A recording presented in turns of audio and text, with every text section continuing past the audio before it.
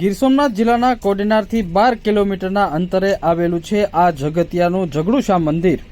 અહીં કુદરતી રીતે ગેસ નીકળે છે અને જેની જ્યોત પ્રગટ થાય છે। મારું નામ છે જુલી બાપુ। હું નિરંજની અખાડો દિગંબર મહાત્મા છું। અચ્છા, અહીંયા આગળ આ એક હર્ષદ માતાનું મંદિર છે। મંદિરના અંદર એક અખંડ જ્યોતના અંદર માતા સ્વયં હર્ષદ માતા બિરાજમાન છે। જો અહીંયા જેને કોઈ આવવું હોય તો એને ફરજિયાત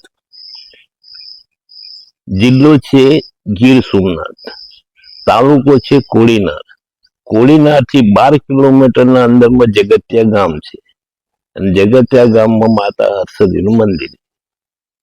અહીં આવવા માટે ફરજિયાત કોડીનાર આવવું પડે। તમે ભાવનગર થઈને ફરીને આવો, અમદાવાદ ફરીને આવો તો રાજુલા છે, મહુવા છે, તલાલા થઈને ઉના આવવું પડે। ઉનાથી તમારે 40 કિલોમીટરનું અંતર અહીંયા થાય છે। અથવા તમે એ બાજુ થઈને તલાલા આવો, તલાલા થઈને જામવાળા થઈને આવો તો 25 કિલોમીટરનું અંતર છે। તો આ ત્રણેય જગ્યાએથી આવવા માટે રસ્તા અહીંયા છે। તો ત્રણેય રસ્તા કોઈને પણ આવવું હોય તો આવી શકે છે। હવે એક મેઇન વસ્તુ એવું છે કે આ જે એક મંદિર છે, જે અખંડ જ્યોત છે, એ શેઠ જગડુશાના કુળદેવી છે માતા હર્ષદ। આ જે કુળદેવી છે, સૌથી પહેલા રાજાઓના ટાઈમમાં અન્નક્ષેત્ર અહીંયા શરૂ કરવામાં આવેલું।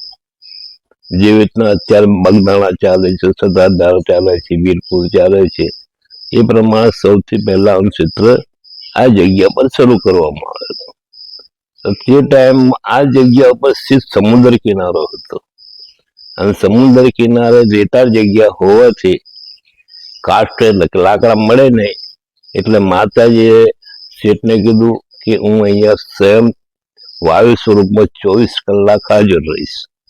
જ્યારે બી તારે જરૂર પડે તો એક દિવાસે બતાવીશ, એટલે હું જ્યોત રૂપે અગ્નિ સ્વરૂપ ધારણ કરી લઈશ।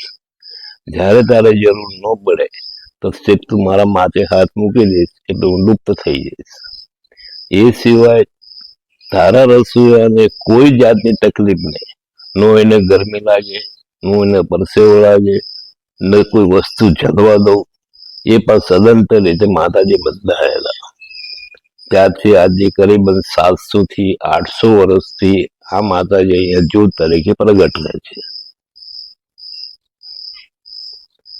હવે આપણા પાસે 4 જ્યોત છે। જ્યોતનું શૂટિંગ લઈ લીધું તો સૌથી પહેલા આ દરવાજામાં જે જ્યોત છે એ જ્યોતનું નામ છે યાજ્ઞા જ્યોત। એટલે એની રજા, એનું પરમિશન લઈને આપણે આશ્રમમાં દાખલ થવાનું। એ જ્યોતના દર્શન કર્યા પછી આપણે માતાજીના મંદિરના સામે જે જ્યોત છે એ જ્યોતનું નામ છે આરતી જ્યોત। એટલે આરતી પૂજા ત્યાં થાય। ત્યાર પછી આગળ આવો એટલે ત્રીજી જ્યોત છે, જે જ્યોત ઉપર આપણે અખંડ જ્યોત લખ્યું છે એ અખંડ જ્યોત છે પ્રાર્થના જ્યોત। એટલે પ્રાર્થના ત્યાં થાય। આવી એક અખંડ જ્યોતના સામે જે એક જ્યોત છે એ જ્યોતનું નામ છે પ્રસાદ જ્યોત। એટલે ત્યાં પ્રસાદ ત્યાં બને। માનતા વાળા આવ્યા હોય તો પણ એની પ્રસાદ ત્યાં બને। એ સિવાય મારા પોતાનો પણ ભંડારો ત્યાં જ બને છે। હવે 4 જ્યોતના અંદર આ જે જો પ્રસાદ જ્યોત છે એ જ્યોત ઉપર યાત્રી લોકો આવ્યા હોય તો એને દર્શન કરવા માટે આપણે 5 થી 7 મિનિટ ફરજિયાત બંધ કરવી પડે છે। તો બંધ કરીએ તો જ યાત્રી લોકોના દર્શન થઈ શકે। પણ પ્રસાદની જ્યોતે જે પ્રાર્થના જ્યોત છે એ એક આપણે અખંડ જ્યોત રાખીએ કે એને ન તો તાળો માર્યા પછી ન ખોલવાનું હોય, ન બંધ કરવાનું હોય। એમાં 1 મહિનામાં સિર્ફ 1 વખત સાફ સફાઈ માટે ખોલવી પડે છે। એટલે આપણે કાયમ માટે અખંડ જ્યોત રાખીએ છીએ। બાકીની જ્યોત પર તો આપણે યાત્રી લોકો દર્શન કરાવીએ છીએ।